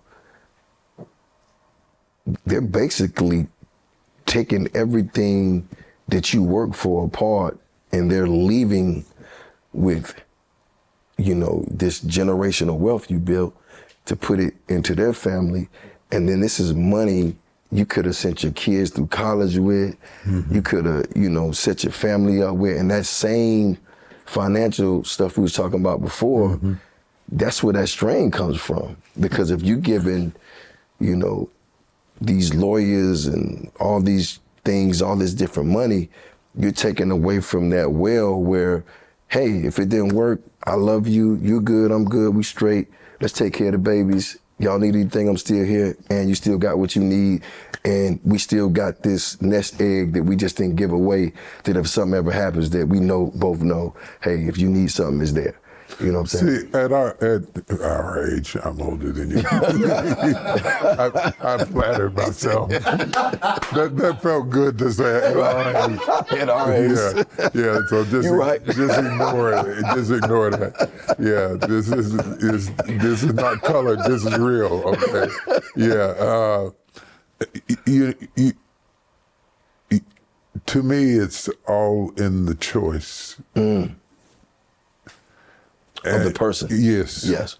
It's all in the choice. I agree with that. And if you don't, you can't do a good deal with the wrong person. That's right. Okay. Absolutely. And the other thing I thought while you were talking that I thought was really interesting, almost all of your life, you've been deliberate. You raised yourself. You survived the trials by yourself. You overcame the obstacles of sexual abuse, whatever. You did it by yourself. You went on about your business. Marriage is collaborative. And you're choosing. I wrote in my first book. See how you like this. And then we're gonna do something fun. Marriage is choosing whose hand you want to hold when they lower your parents' body into the ground. Okay. A marriage is the person who's got you when all the furniture's put out on the street. Marriage is choosing who's going to be your partner on the red carpet, or when the gas is off. And I tried to set some standard as it's not always going to be good, it's not always going to be bad, but it's a chapter called A Table for Two. And I talked about that. It's a collaboration. So far, don't know what the future's going to bring. Don't think I'm going to get divorced, but 43. Well, if I happen to meet somebody, I'm gonna bring them through you so you can do the vetting for me. Okay, I will help you. We're going to see the I will help you. I've got a 50-50 success rate. I want to let you know that from the top, okay? Not everybody that I married stayed married. Okay. But chapter number 7, what's missing? I hate it when people say, what do you give to the person who has everything? Because I think it's an excuse to not give you nothing. To not give you nothing, and it lives off of the assumption that because you have something, you have everything. When I have never met the man who has everything. That's a fact. What's missing from you that you wish you had? That's a great question, Bishop. Before, I was missing trusting myself. You know what I'm saying? I was missing connecting with myself, like knowing who I am, what I'm doing, why I'm here, what fuels me, what drains me, what takes away from me. It is not so much that. I think now, if I had to answer that, is what more could I do for culture?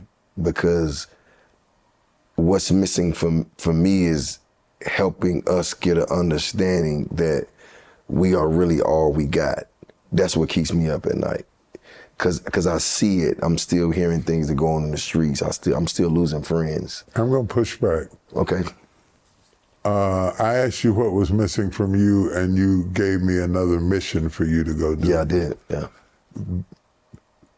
To escape the vulnerability of admitting a personal need. And I'm not going to let you get by with that. Oh man, therapy session. yeah. Everything about you is about giving to what they need and fixing help somebody me with else. that, because I'm like, okay, so if I was to ask you, and you don't have to answer it. If I was to ask you the same question, what I'm just trying to get an understanding of, because when I woke up this morning, I walked around, I said, I love my house, I love my life, this is great, this is amazing. So I don't really there's nothing I truly want. If I think if anything, I can't think of nothing I want. And I ain't talking about materialistic, but my family life is great. My friends are amazing. I love what I do.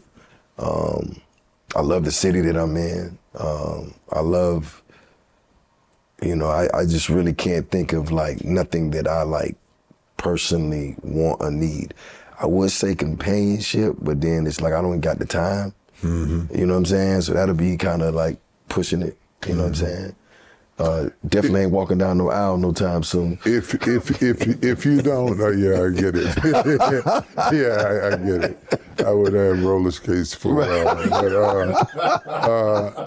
But if you, two things I think would be valuable to you. Okay. Is a clear answer as to where you are going. Mm-hmm. That way the people who are following you don't go to a cliff. Yep. And the second thing is a funeral for the person you were.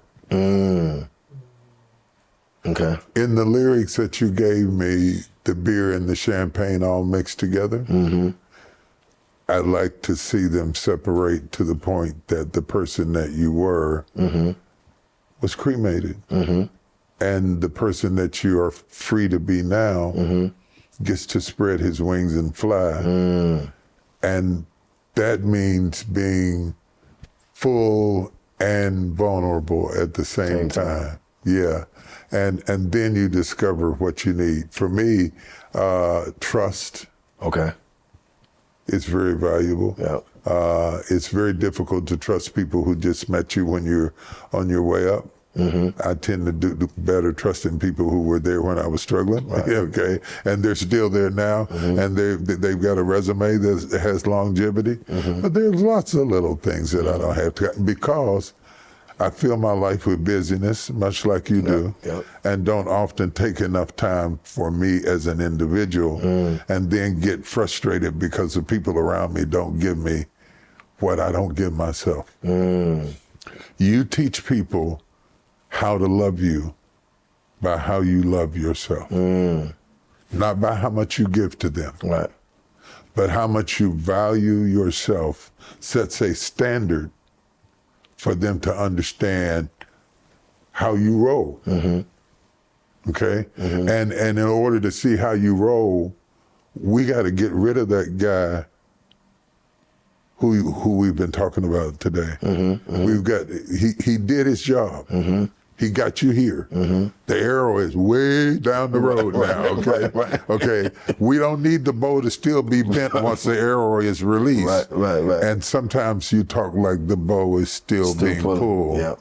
And I think somebody that helps you bring that bow into closer proximity, and you really get to enjoy where the arrow landed, rather than rehearse how far the bow was pulled, back.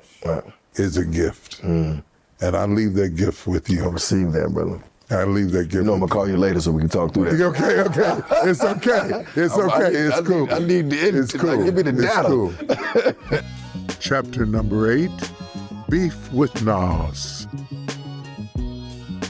So I read where you had a disagreement with Nas and you were all upset when you called him He Was Calm, and you learned the ability to communicate your feelings without being as aggressive as you once were. What do you think it takes for us to teach Black men today how to communicate without rage? Well, the first thing is you can agree to disagree. And going back to the Nas situation, I never forget it. I was just getting on. I was in Chicago doing radio. And it was like, Nas, and I just dropped my album. And then all of a sudden he put out this song called Hip Hop Is Dead. And everybody's like, oh, he talking about you. You killed hip hop. And you know, I kind of spent out of control at the radio station. And he happened to be on Def Jam as well. And he called me. And when he called me, his first words was, what's up, King? Somebody hit you with the king off top. Yeah, right. But he was so calm. He's like, hey man, you know, he's like, I'm hearing that, you know, you feel a way about the song. I mean, it had nothing to do with you. I'm talking about the state of hip hop. He explained it to me. So calm, so poised, and he just like, nah, man, anytime, you know, you want to call, we can talk through it or whatever. But I really felt how ignorant I was being because I let somebody else convince me that he was saying something about what I was doing because my ego was just that big. You know what I'm saying? Yeah. And what it taught me going forward is that, and this is the thing, I go back to the conflict resolution is, you know, even as Black men, what I learned is when I'm ashamed or I'm embarrassed, that's when I get the most defensive. Yes. Right? But he allowed me space to feel that without, pouring gasoline on it. Yes. Because you in a black household, you do something wrong, they be like, yeah, and I told you, and that's why you did it, because you don't know no better. You like, they belittle you. He didn't do that. So going forward, and it took some decades, what I did discover is it's all about mindset. You know what I'm saying? And if you in a group of individuals and their mindset is still that, then that's how they're gonna react to anything that they feel. And when people are angry, they're most of the time they're scared. You know what I'm saying? They're either scared that you're gonna find something out or scared that you're gonna react a certain way and they're not gonna be able to control the situation. But then when I got into this other space that I had to work hard to get into, because I had one of my art mentors told me the other day, he was like, 10 years ago, they said, I would have never let you in my house. You know what I'm saying? So he understands that right. There's been a transformation.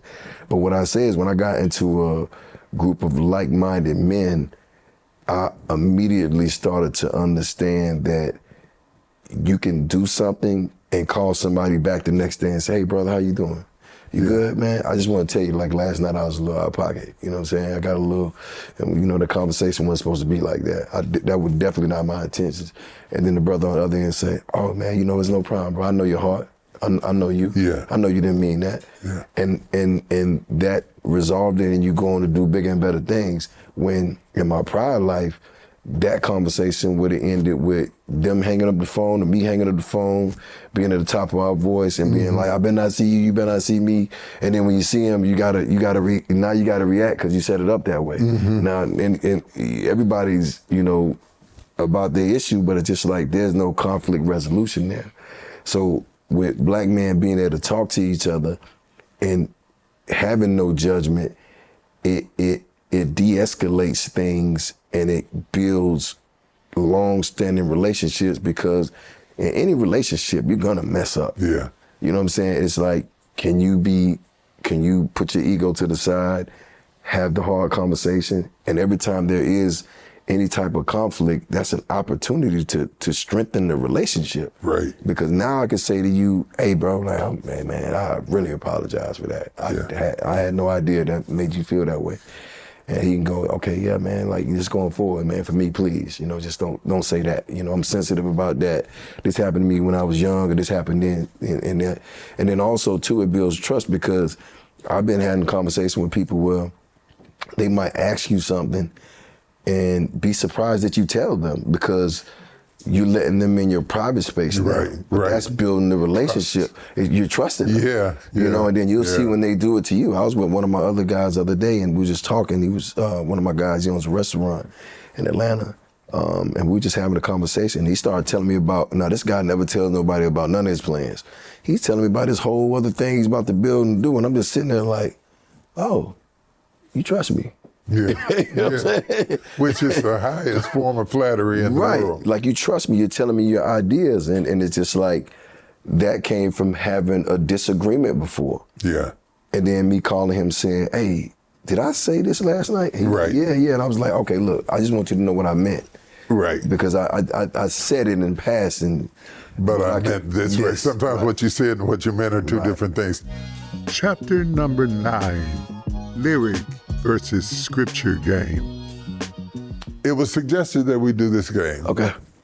And this is a game that you give me some lyrics. Okay. Some beats, some lyrics. Uh-oh. And I have to explain what it means. Oh, wow. And this is going to be fun. And that I give you a scripture. Oh, wow. And you have to explain. Oh, my God. what that means. So okay. Who's going first? I'll go first. Okay, go. Blessed is the man that walketh not in the counsel of the ungodly, nor standeth in the way of sinners, nor sitteth in the seat of the scornful. Oh, wow. But his delight is in the law of the Lord, and in that law doth he meditate both day and night. And he shall be like a tree planted by the rivers of waters, that bringeth forth fruit in his own season. His leaf also shall not wither, and whatsoever he doeth shall prosper. Oh my God. Whatever he doeth shall prosper. Okay, so I got to break that down? Yeah. Well, you want me to do it again? Oh, you can do that again? Yes, I can do it again. I can do it all day. Blessed, listen at it. Okay. Blessed is the man that walketh not in the counsel of the ungodly, nor standeth in the way of sinners, nor sitteth in the seat of the scornful. But in his law, talking about God's law, does he meditate day and night, and he shall be like a tree. This is the important part, that's planted by the rivers of waters, that bringeth forth fruit in his own season. His leaf also shall not wither, and whatsoever he doeth shall prosper.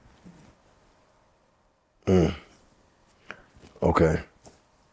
So he become a tree. He's going to be planted by water because he, in whatever fruit comes from that. Because he meditates on God's word. And then that his leaf may never wither, meaning that he was stay strong and healthy. Yes. Okay. You did good. I did good? You did good, yeah. Ooh. You did good. Okay. You did good. Okay. Deacon. You probably did better than I'm going to do, so I'm going to give grace. Okay. Because I might need some grace. Okay, Here we go. You ready? Yeah. I got $1 Million Dreams, Federal Nightmares. We pop Chris, which is champagne, but still drink beers. What did you expect? See, I came from nothing. Real street figure and wouldn't change for nothing. Got my homies out the hood, such a wonderful feeling. 10-car garage with the 12-foot ceilings. It ought to be a crime just to be this good. It ought to be a crime just to be this hood. Yeah. Yeah. Oh, okay. It's a series. Want me to say it again? No. It's a series of dichotomous situations that just because you're in mansions doesn't mean that you ever left the hood, and just because you drink champagne doesn't mean that you don't crave beer. Yep. It's saying that no matter how successful you get, that poor guy that started out with nothing always moves in the mansion with you. There it is. Am I right? You're right. All right. We might well do a song. Give me some. Give me some. We might as well do that Give me song. some. I love it. Yeah, that's good. I'll have you up in the pulpit Sunday. Let's do it. Okay. No, in some way, you talked about Tupac being like a preacher to you. In some ways, we talked about you being a leader. In some ways, you'll reach out to me or we'll have a conversation. There's a thin line. We're both working with words, and people are responding to those words and making changes. And whether you know it or not, in some way, you're somebody's pastor. Right. Right. And maybe the only pastor that they will pay any attention to. Yeah. Okay. And sometimes I'm dropping lines that's changing lives. And there's not that much difference. You got music behind you, I got music behind me. Yep. So we can have a conversation and find a bridge, though my message ends up at a different spot because my message is to end you up closer to Christ. Your message, you're still trying to figure out where it ends up. There's enough synergy for us to have conversation and camaraderie. And connectivity. You like business, I like business. You pull yourself up from nothing, I did too. The same roaches that was in your bed left mine. My mother had Alzheimer's, yours had Alzheimer's. Doesn't that make us family? Yeah, it makes us family, brother. It makes us family. I mean, even when you call me though, you say, "Hey, how you doing, brother Jeezy?" Yeah. We just started. I mean, it's amazing, Bishop. It's just amazing that I keep thinking about that bow and arrow. You know, as far as it pulled us back. Yeah. You know, it projected us forward. Yeah. Yeah. Yeah, and I see that, and which is why I definitely, because you said like a lot of times. I was able to pick out Tupac because he resonated with me directly. I needed that. Sure. And even when I listen to your sermons, you resonate with me directly. You know, I get it because I've been to church, I've listened to sermons before, but some of it goes over my head, and it's the messenger. It's truly the messenger, and that says a lot about, you know, the paths we've both been on, because if you've been on a similar path, you have similar, you know, words and similar phrases and metaphors in your delivery. It's very similar. And if you ever hear a sermon and you can't figure it out, call me. Yeah, I will. I'll help you decode it. You can help me with rap music. I got you. Okay, and we'll get together. For sure. It's been a real pleasure to have an opportunity to talk with you. Brother. Likewise. I congratulate you on the things that you have accomplished and the things that you have learned and the things you will learn from day to day. Thank you. I know that 20 years from now, if I'm still around, the person sitting in that chair will have a whole different perspective, because the longer you live, the more you learn. And you never finish learning, because we never are as perfect as we appear. Oh my God. I owe you a thank you. Okay. And I can't let you leave till I give it to you. Oh, wow. My people told me that you were one of the first people to call when I had my health incident. Oh, yeah, for sure, brother. To see if I was okay. Yes, sir. And I would have never thought that. Yes, and sir. I just wanted, now that I live, to say it. Since I'm not dead, I want to tell you that I appreciate that thoughtfulness. Yes, that man. means a lot. You my brother, man. I appreciate you just always, you know, being a, you know, just a ear and always like saving space for me. I appreciate that. Always. Yes, sir. Anytime, anywhere. Thank you, brother. God bless you. Yes, sir. Hey, everybody, I want to take this time to thank you for watching the Next Chapter podcast. If this conversation inspired you, helped you reflect on an idea, or spark something new inside of you, make sure to like, comment, and subscribe so you don't miss future episodes. Remember, life isn't about how you begin, it's about how you finish strong. So start your next chapter with us right here every week.